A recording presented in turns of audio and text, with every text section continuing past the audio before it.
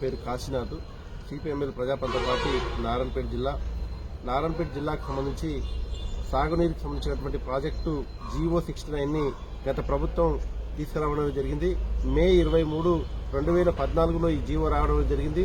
ఆ జీవో ద్వారా నారాయణపేట, కొడంగల్ ప్రాంతాలకు సాగునీరు, తాగునీరు వస్తుందని చెప్పేసి ఈ ప్రాంత రైతులు, ప్రజలు భావించడం జరిగింది.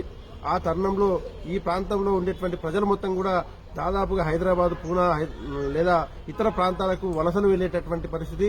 ఉమ్మడి జిల్లాలోనే దాదాపుగా అత్యధికంగా ఈ ప్రాంతం నుండి వలసలు పోయేటటువంటి పరిస్థితి ఉంటుంది. ఈ జీవో గనక అమలైతే అట్లాంటి వలసలు మొత్తం కూడా ఆగిపోతాయని చెప్పేసి మేమైతే కూడా భావించడం జరిగింది. కానీ గత ప్రభుత్వం ఆ జీవోని పక్కకు పెట్టి పాలమూరు రంగారెడ్డి ద్వారా ఈ ప్రాంతానికి సాగునీరు తెస్తామని చెప్పేసి వారంతా కూడా మాట్లాడడం జరిగింది.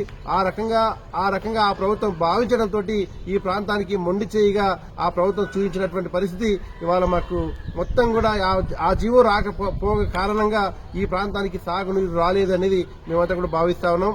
ఈ మధ్య కాలంలో కాంగ్రెస్ గవర్నమెంట్ వచ్చిన తర్వాత ఆ జీవోని అమలు చేస్తామని చెప్పేసి కాంగ్రెస్ ఎన్నికల ప్రచారంలో వాళ్ళు హామీ ఇవ్వడం జరిగింది.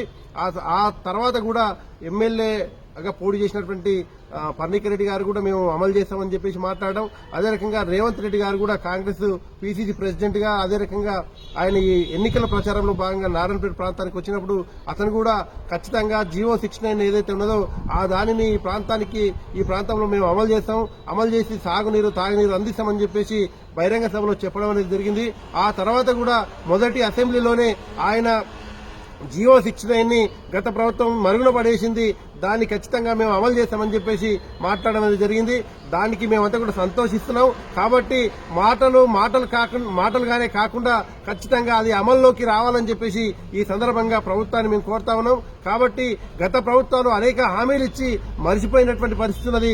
కాంగ్రెస్ ప్రభుత్వం కూడా ఆ రకంగా కాకుండా GO69ని ఈ ప్రాంతానికి అమలు చేయాలని చెప్పేసి ఈ ప్రాంతానికి సాగునీరు, తాగునీరు అందించాలని చెప్పేసి ఆ రకంగా అందిస్తేనే ఈ ప్రాంత ప్రజలు ఇతర ప్రాంతాలకు వలసలు వెళ్లకుండా ఉండడానికి అవకాశం ఉంటుందని చెప్పేసి మేము భావిస్తా ఉన్నాం. గత ప్రభుత్వం లాగా పాలమూరు రంగారెడ్డి ద్వారా ఒకవేళ నీళ్లు అందిస్తామంటే అది ఏమాత్రం కూడా సాధ్యం కాని పరిస్థితి.